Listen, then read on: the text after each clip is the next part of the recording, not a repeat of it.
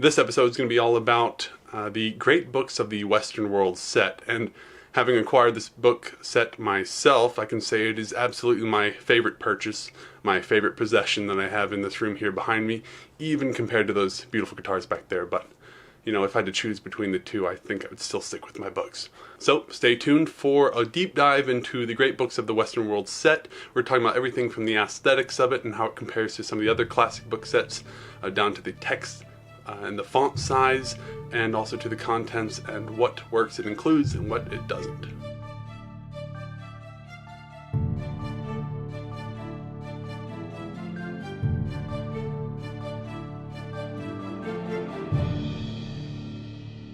Welcome everyone to Thinking West Great Books Explored, where we talk about all things relating to the great books or the classics. These are everything from Plato to Freud, and even some more 20th century works that we'll inevitably get into. But what this channel is all about is about both diving deep into some of the works like Plato's Apology, which I just did an episode on, at least part 1. Part 2 is coming very shortly. But also talking about even just great book sets and where to buy great books, and all things relating to books in whatever capacity we find useful. We'll be reading some short works, say from the Constitution and related documents, and other short stories as well. And we'll also be covering other things from the great works such as Montaigne's view on education in more kind of specific shorter videos. So if you like any of that stuff, be sure to subscribe and support the channel.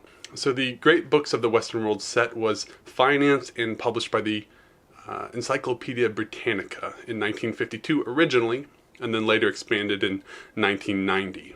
Now I bought the 1952 set, so that's primarily the one I'm going to be working with here, though I do have up on my website at ThinkingWest.com a list of both the 1952 edition books as well as the things added on in 1990, so you can check that out in the link in the description. So the two main men who get credit for putting together the Great Books of the Western World set, of which I have a few copies right here, beautiful books as you can see.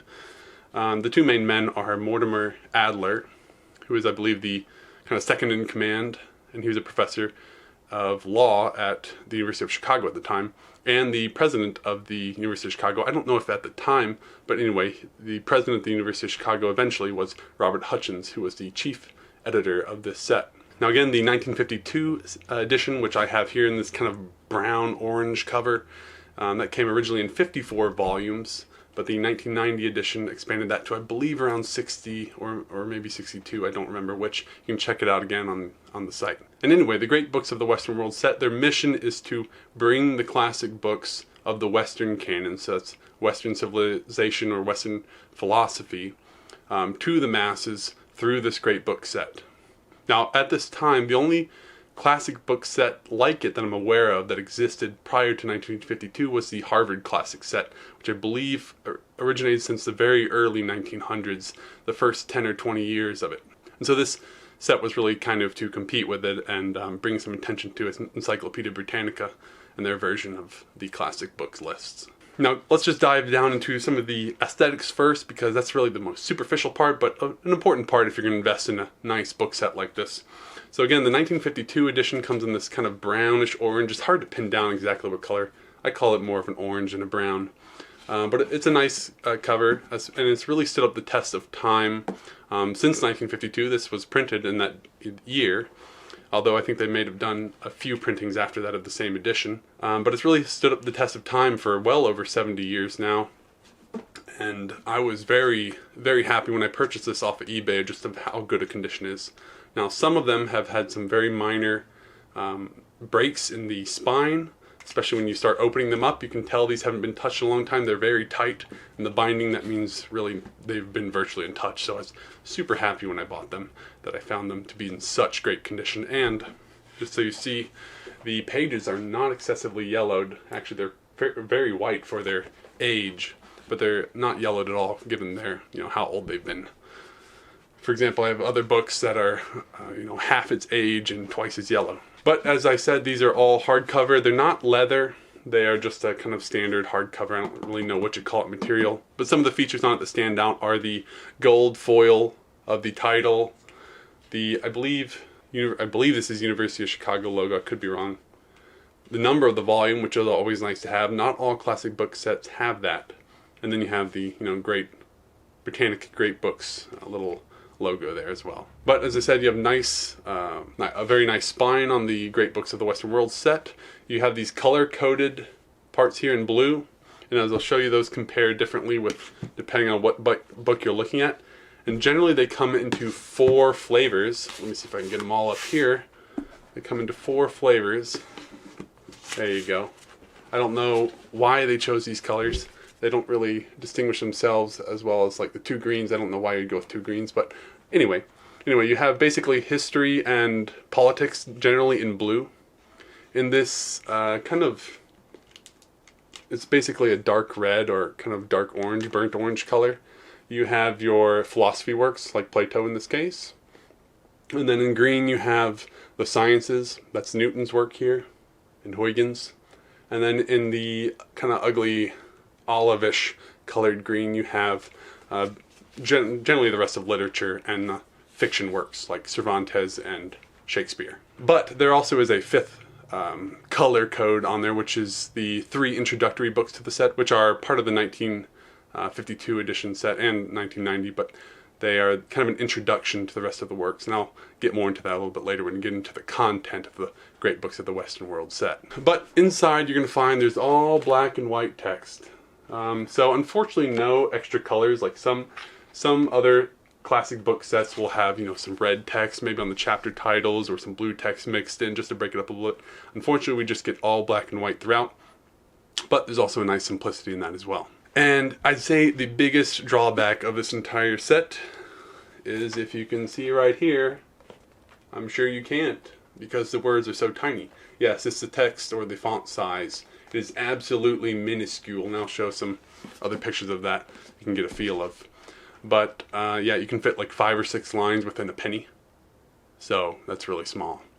And it is the absolutely smallest font size I've seen in any of the classic book sets, compared to the Harvard Classic set or the Franklin Library set, of which I'll do more reviews of later. But it is the smallest font size, so if you have absolutely terrible vision, I wouldn't even bother buying the set because you won't see anything. But since I got glasses, I can read them, and I actually got used to the very small font size now, so when I look at larger fonts, I actually feel kind of out of my element there. The other thing is that it doesn't have any pictures, no illustrations at all in the entire sets, all 54 volumes, 0 pictures. So if pictures are important for you, you might not like the set. To me, it's not a big deal. I'm here for the works themselves. I'm here to read the works and understand them rather than look at pretty pictures. But I also appreciate some of the nice art on other classic book sets. Another thing about this is there are 54 volumes, but that doesn't mean there are only 54 books or authors represented. For example, in this one, volume 34, you have here represented writings of both Newton and Huygens, and I believe multiple papers published by Newton and Huygens respectively. So 54 volumes does not equal 54 books or anything of that sort. There are many more books, well over 100, represented in the 54 volumes here. For example, in Plato you get virtually all his works. I'm not aware of any that aren't present in Plato. Another thing is, like I said, the numbering of the numbering on here is very nice to have. Some of the sets, like the one I've got behind me in black, which is, I believe is called just the International Classics list or something a little lesser known, published by Grolier, but it has no numbering of any sort, so arranging them on a bookshelf isn't as obvious as with the Great Books of the Western World set, and I kind of like the numbering, which generally goes chronologically based on when they're published, I believe. But yeah, other sets often don't have that, and so, it's just kind of up to you how you arrange them on a bookshelf, which, I like order and numbers, so I like the set. Now these books really run the gamut in terms of how long each volume is. They go down from anything from like 130 pages for the first volume of the book, which is the introduction to the great books, all the way up to something like 1,300 pages for one of the works, I believe in the Syntopicon, which is either the second or third version of the second or third volumes in the set. So you'll see more of that when we get to the Syntopicon. But that kind of wraps it up for the aesthetics. Like I said, really great looking book.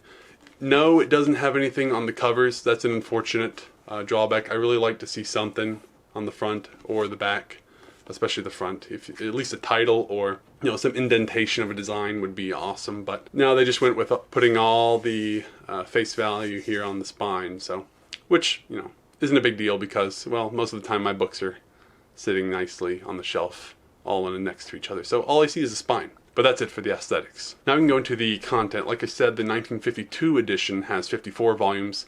The 1990 expansion added something like 6 more volumes. Again, you can check that out by checking out the link in the description to our website, ThinkingWest.com, where we list all the works represented. And what I like about the content of the Great Books of the Western World set compared to some other sets is that none of these are abridged. They're all the full works of the authors and the titles represented. So for example, something like Thomas Aquinas is often abridged down to some subset. I wouldn't say abridged. It's often cut down to some subset of his work since the Summa Theologica is just so enormous. But here they really publish the whole thing, which is awesome. Another example is in Plutarch, who I have right here. A lot of times, I believe in the Harvard Classic set, they only published a selection of the chapters in Plutarch's Lives. But I just don't get why, because they're all so great, and Plutarch is my favorite author, so it's really disappointing when I don't see the full lives of the noble Grecians and Romans represented. But Great Books of the Western World set has it all. Now, another thing I really like about the Great Books of the Western World set is that, there's a kind of a trade-off when you start writing introductions to any book. On the one hand, you offer the reader a guide to what they're about to read. But on the downside, you also take away a lot of the experience of reading that for the first time. And part of reading these great books is thinking through the arguments and the things presented, the ideas that you're going to come across on your reading journey on your own, and formulating your ideas by yourself, digesting those ideas, and then speaking those ideas and comparing them to other people's ideas about the works. Now, when you get an introduction that explains everything for you, it can twist your view of the book from the get-go. That's not good. Now, as a fan of a true classical education, I really like the fact that these books don't have that introduction. Nothing's there to taint your view of the work. It's just kind of a pure form of it, and you can just read it and make up your mind about it, and then you can go to other people's commentaries, which, in all honesty, you can just find online anyway. And now, while the introductions do have value, in my opinion, say when I'm making the monologues about Plato's Apology, which I just did a few episodes ago, go check it out, please, after this episode, of course, then yeah, it's useful because I can get additional context. But that's after I've read the work myself, and I actually read Apology probably 3 times in making the episode I did. What the Great Books of the Western World set does offer you is an author bibliography, which I think is absolutely key. And this I do recommend reading before you actually read the works in the set, because what reading the bibliography does is tell you about the author and the context in which they wrote the work. So it's not telling you the meaning of the work that they wrote. It tells you some of the things that were going on at the time, the historical scene, and what the author was going through, his general trajectory of his life. And all of those are important to understand when reading and analyzing a work, because they tell you something about where the possible meaning might come from the work. For example, in Plato's Apology, again, as I just did a podcast episode on, a lot of what it takes to, in my opinion, understand the work more fully is the historical scene in Athens that led up to the trial. So in my opinion, not to spoil it too much, but I think there are a lot of political motivations, given the political turmoil in just a few years prior to the trial of Socrates, that led to this trial in the first place. And I think some of the reasons provided in the Apology don't make that apparent by themselves, but giving the additional historical context and some more information about the author Plato and Socrates himself, we can come to that conclusion. At least that's the conclusion I reached. Now, one great thing about the Great Books of the Western World set is there are actually some original works added to the set from Mortimer Adler and Robert Hutchins. So Mortimer Adler first organized this giant work, which he calls the Syntopicon. Sounds very fancy, right? But the Syntopicon is really just an encyclopedia of ideas, and it's really cool, and I was actually surprised that there hasn't been something published like this before. So basically, it's an encyclopedia of ideas that one by one goes through all the big ideas in Western philosophy or Western civilization. The first being in the book, which is just in alphabetical order, being angels. So in the Syntopicon, you can get really great introduction to the idea of what the angel means in Western civilization and where it's referenced throughout all of the great books that you have in the Great Books of the Western World set.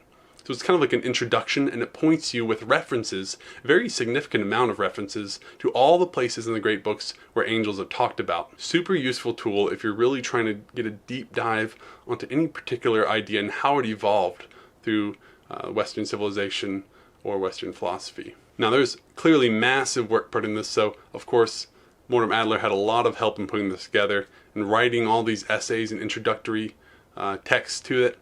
And while I think reading the Syntopicon from cover to cover would be a major pain, but probably extremely useful, it's still, I view it more as a useful reference to have when you want to look up a particular idea and find where it's been talked about throughout the great conversation. It's almost like a guidebook to the great conversation, because ultimately the great conversation is a conversation through time, through various writings of authors about ideas and the development of those ideas and philosophies and how they manifest then into politics and literature and the other types of works represented in the set.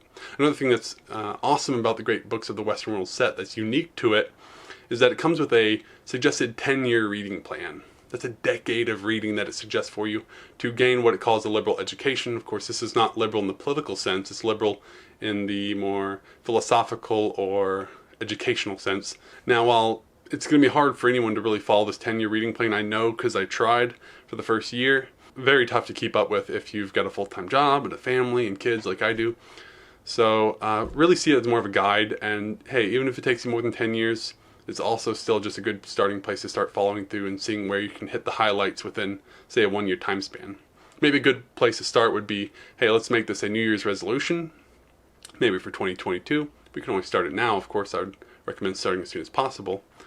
And you can make that your goal for 1 year to just read through the works in that first year, or you can spread it out over whatever time span fits your schedule. Have I finished the first year? No, because I've gone back to reread things like Plato's Apology, so I can do these episodes on it. And I've also been reading on the side more modern works like Fahrenheit 451, which I'm reading now, which I really view as more like nighttime reading, because language-wise it's much easier than many of the works in the Great Books of the Western World set. Now this brings us to the question of the language, and I'll say that while I can't comment on each translation of every single work in particular, they're generally drawing on very well-known translations where they can.